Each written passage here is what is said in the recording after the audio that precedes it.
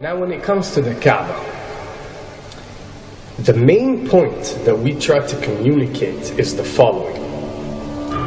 In Islam or in the Quran, God teaches that if all mankind and if all the jinn combine to sin and move away from God, then God doesn't lose one atom's worth of His kingdom. And if mankind and jinn combined to dedicate every second of their life to prayer and to worship of the one God, then God's kingdom doesn't gain one atom's worth as well. What does this philosophy teach you?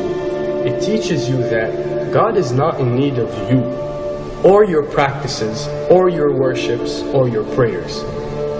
You are in need of these practices and these worships.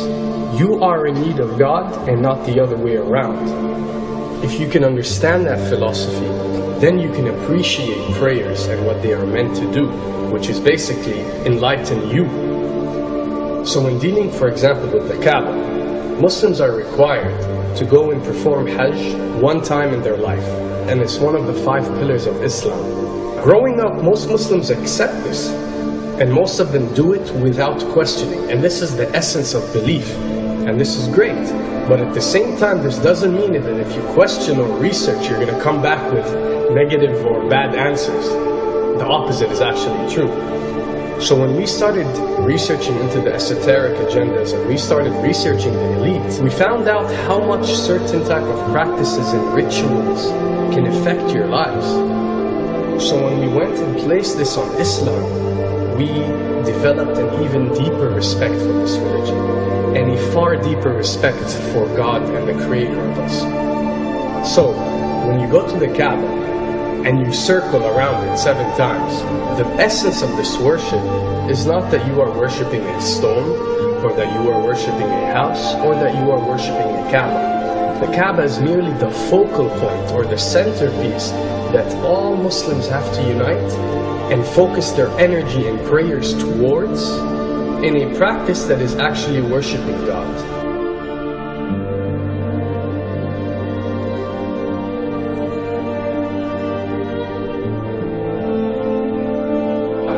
Now, going in circles counterclockwise does not break you away from time and space. But the fact that the energy of the Kaaba is the strongest energy on earth and it flows counterclockwise, by you flowing in correlation with this energy, you are uplifting yourself. You are reaching spiritual levels that you rarely do experience anywhere else on earth. And the fact that you got to do it 7 times, and we are taught that there are 7 skies or 7 samawat or 7 spiritual planes, then one can discover that each circle breaks you through a spiritual plane spiritually, so you can reach the ultimate state of wisdom and spirituality. Does this mean that only Muslims can reach this level? Does this mean that if you're not Muslim you give up or you reject this information? Not at all. In essence, any one of you, regardless of what your faith is, if you are dedicating your worship and your journey to the one and only Creator and not anything created, then you are on a righteous path.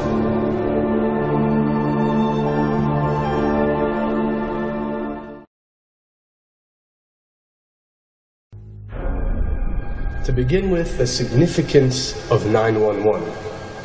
What you have to understand, and what we are trying to explain, is that when dealing with extra dimensions, or when dealing with beings from extra dimensions like jinn, for example, or when dealing with the Illuminati, or the elite, or people that follow a certain type of esoteric agendas, although me and you communicate through words and letters, they have chosen a different type of language.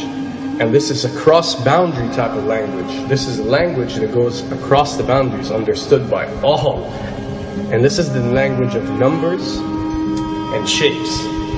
And this is why whenever you do research about these groups, you'll find out that they practice something called sacred numerology and sacred geometry.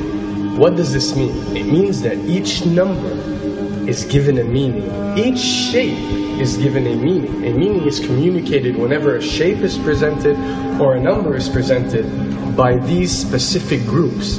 I'm not talking about random people or random groups. We're talking about specific groups that follow this type of agenda.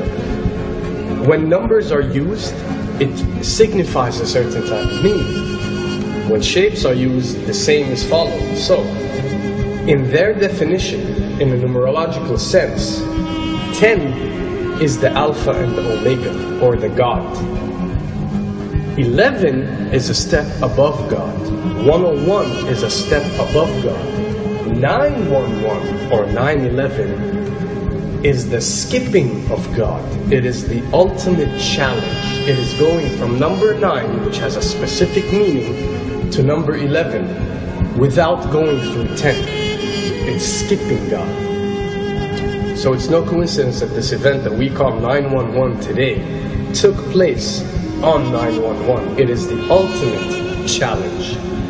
So now that we understood what 911 means, what other practice do we do that deals with 911? Calling a number whenever you are in an emergency. Now, creating an institution that helps people whenever they are in need of help and whenever they are experiencing an emergency is fine. There's nothing against it. There's no religion, there's no logical person on earth that will tell you this is wrong. But when you understand how sinister that these elites are and the way they work on a level that's way beyond what you think. So the fact that when you're experiencing an emergency or when you are in need of help, you have to pick up a phone and dial 911, which is the ultimate numerological definition of skipping God, then you'll understand how these people work.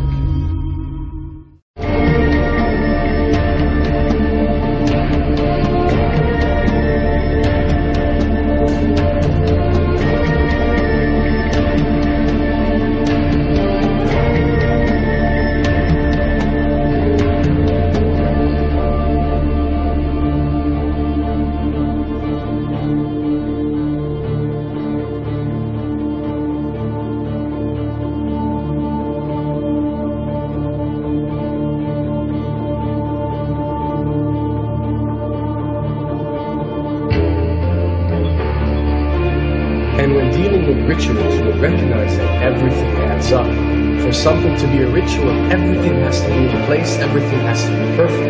And my advice is, if you want to recognize that something is satanic, it has to add up in all sense. The numbers have to add up, the shapes have to add up, the event has to add up, it has to have one general meaning. The pieces of the puzzle fit perfectly. That's when you recognize when something is ritualistic or satanic.